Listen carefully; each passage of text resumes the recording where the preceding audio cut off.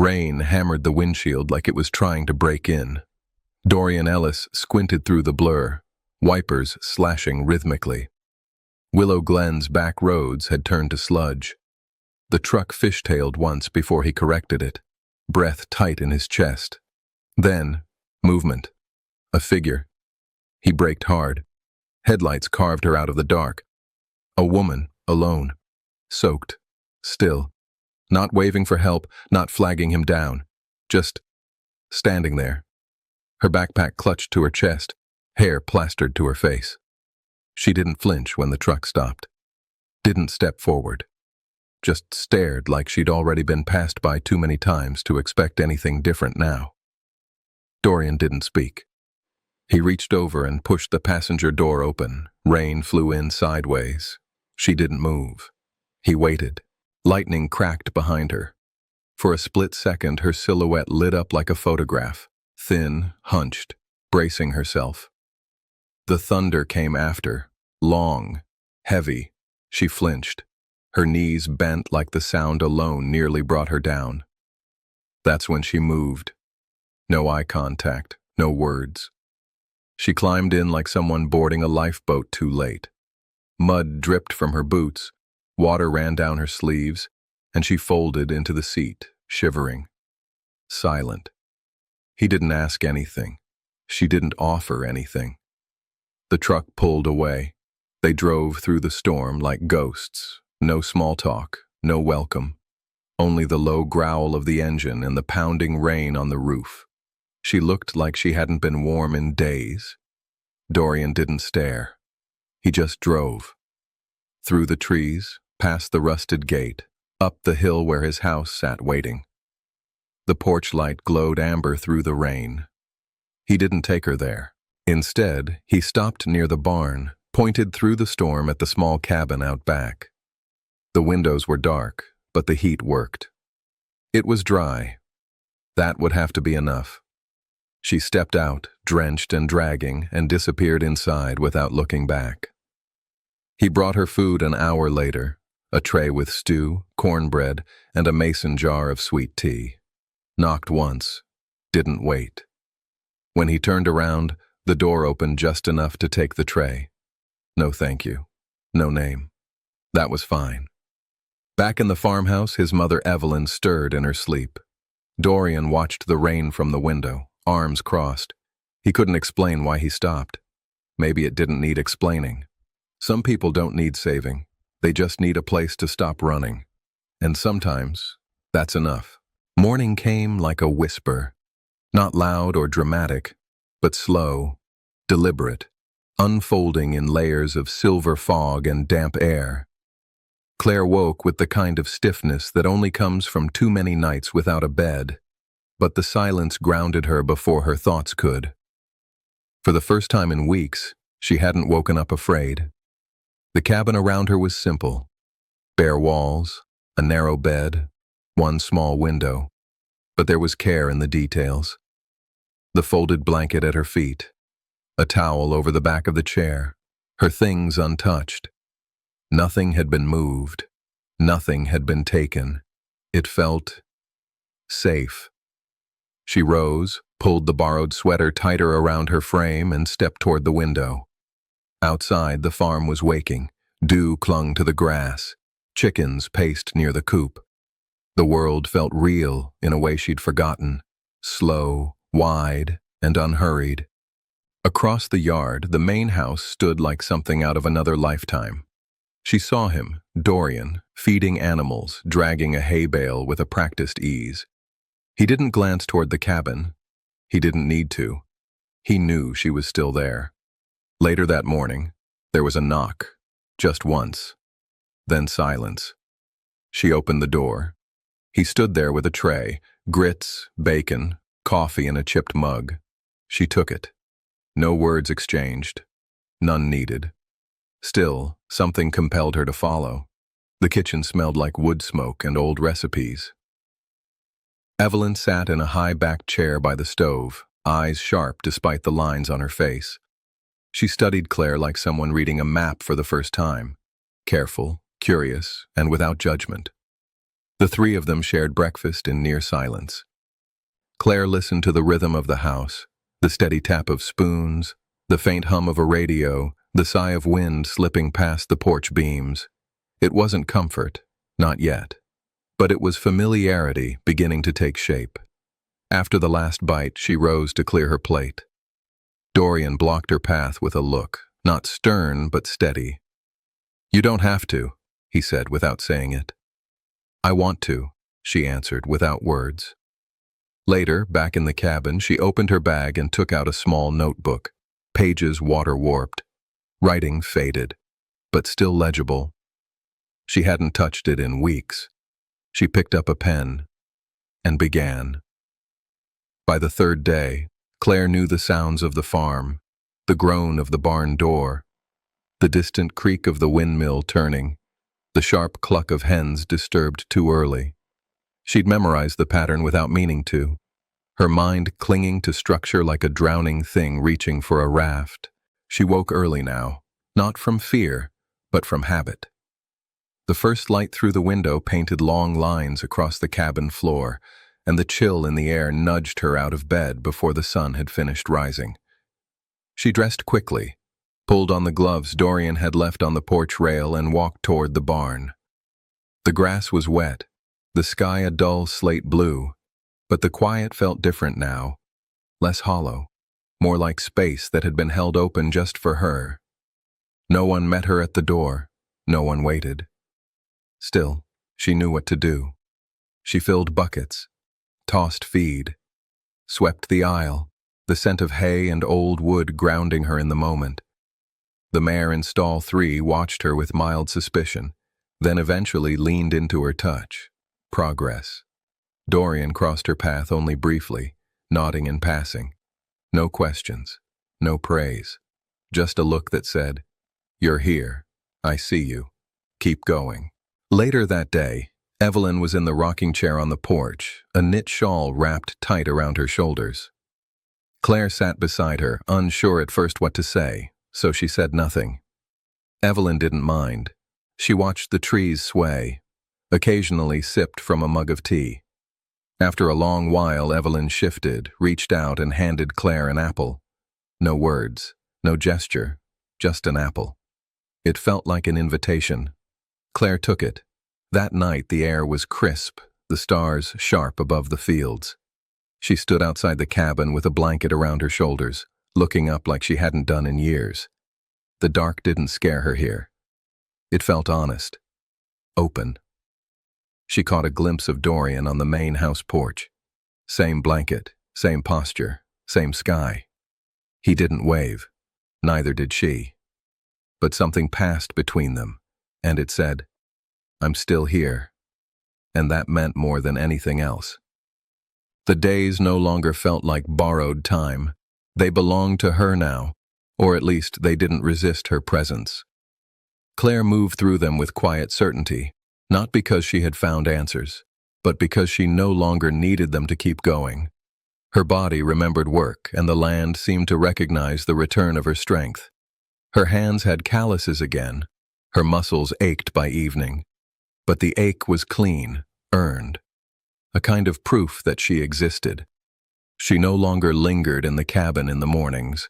She stepped out as the sky turned from charcoal to steel, walked the dirt path toward the barn with slow, steady purpose. Her boots found the same patches of gravel each time. The doors opened without creaking now. The animals greeted her without fear. She moved among them like she belonged. Dorian's presence no longer surprised her. He was always near, splitting wood, mending gates, working through a mental checklist he never spoke aloud. They crossed paths often, sharing glances, tools, space. There was no conversation. There didn't need to be.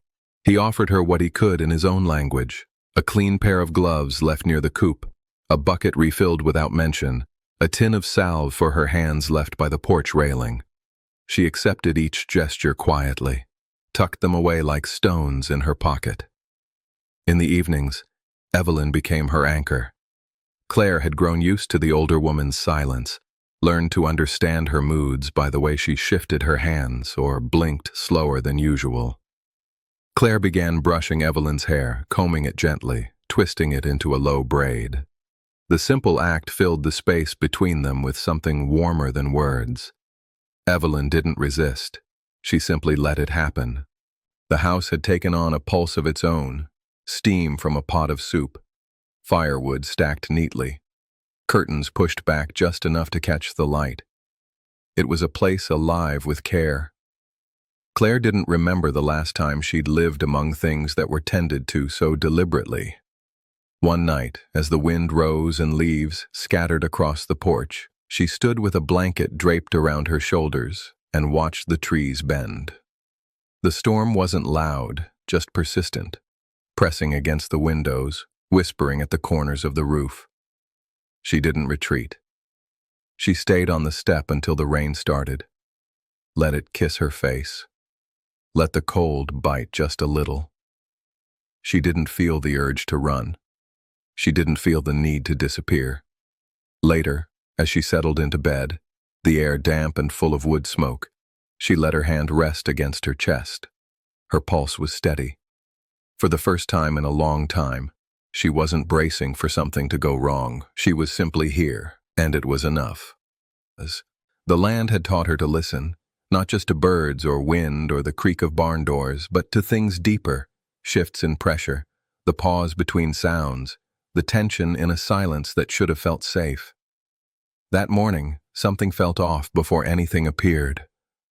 The sky was clear, the sun low, but her chest was tight in a way she couldn't name. She was near the garden, gloves on, dirt beneath her nails, when she heard it, the crunch of unfamiliar tires, the distant hum that didn't belong to any engine she'd learned to ignore. The truck was old, too polished, out of place. Two men inside, their windows down, elbows resting on the edge, eyes too sharp.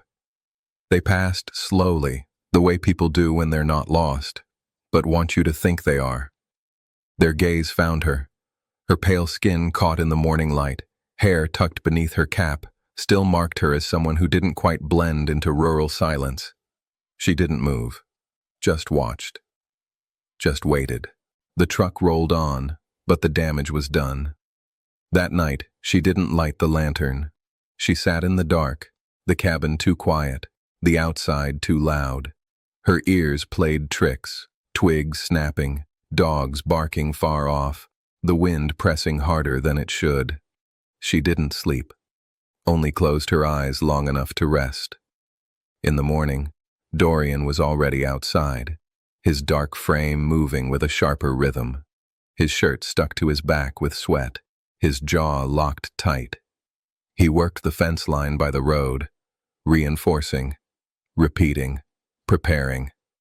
He didn't look at her, but she felt the message in every nail he drove into the post. She tried to keep her pace the same, chores done in order, hands steady. But everything was louder now, the hens, the pump, even the rustle of leaves. The farm hadn't changed. She had. The peace had frayed. Evelyn didn't mention it. She only asked for a thicker blanket that evening, which Claire delivered without a word. Their eyes met briefly. Evelyn nodded once, a language of its own. The next day, she moved through the hours like someone retracing escape routes in her mind. She didn't pack. She didn't run. But her senses stayed alert. Her fingers brushed the edges of old instincts. She remembered how to blend, how to leave no trace, how to vanish in plain sight. That evening, she sat by the window long after dark, watched Dorian move across the porch, broad shoulders cutting a slow silhouette against the barn light. He paused, one hand resting on the post, eyes scanning the dark. She wondered if he could feel it too, the pull of the past tightening around the calm they'd built. She didn't want to leave, but the world outside had reminded her it could still find her. And for the first time, she didn't just fear being hunted. She feared what she'd lose if she disappeared now. The days had begun to feel like pages in a book she hadn't meant to keep reading. She'd arrived expecting only shelter, only distance from what hunted her. But now, she found herself marking time by the smallest details, The sound of the wind through the barn rafters, the way Evelyn arranged silverware, the faint imprint her boots left on the porch each morning. Claire wasn't floating anymore. She was rooted, even if only slightly. Fear still lived inside her. It didn't scream like before. It whispered now, quiet and familiar, always waiting just beneath her ribs. But something stronger had begun to grow alongside it, something she hadn't expected, the need to remain, not just to survive, to stay. She worked the fields with the same focus, but her movements had softened. She no longer looked over her shoulder every 10 minutes, no longer flinched when the wind slammed the gate. The road remained empty. The truck hadn't returned. The absence was loud, but not as loud as the rhythm that had replaced the waiting. Dorian was near more often now, though never intrusively. His presence had become part of her spatial awareness. She could feel him before she saw him, moving with that same quiet strength, his dark silhouette crossing the pasture, arms glinting with sweat, boots heavy but sure. He didn't hover, but he was there, always. And that steadiness did something to her. It didn't erase her scars, but it reminded her what it felt like not to be bracing every second. Evelyn, too, had shifted. Her attention had turned from observation to inclusion.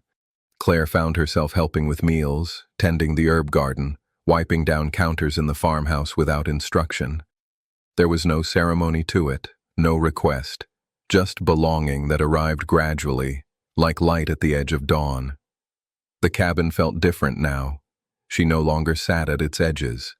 She occupied it fully, boots by the door, books open, a scarf draped over the chair back, her presence no longer tentative. Even her sleep had changed.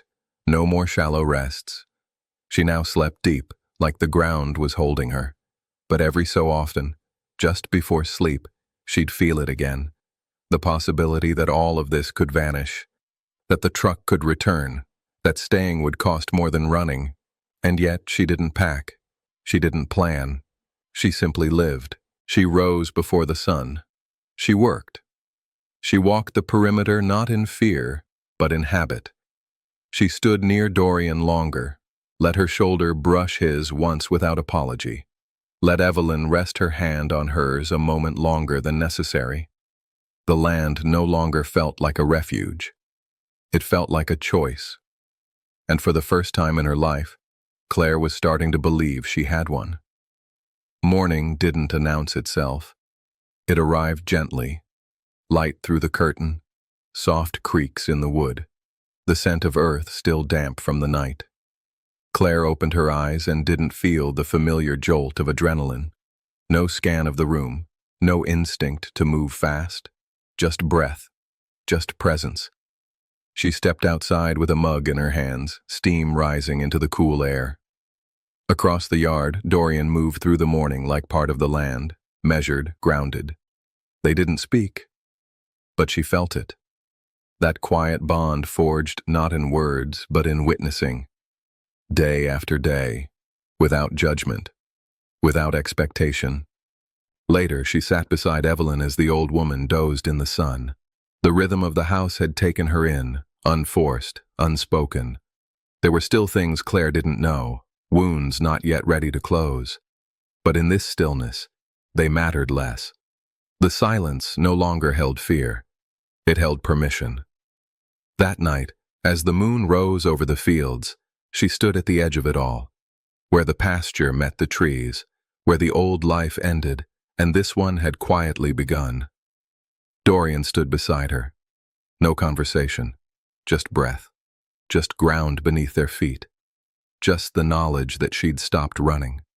Not because the danger had passed, but because she'd found something stronger than fear. Something worth staying for. If this story touched something in you, if you've ever felt the pull between escape and stillness, let us know. Drop a comment. We'd love to hear your thoughts. Tap the like button if this moment resonated. And if you want more quiet stories like this, subscribe. It helps more than you know.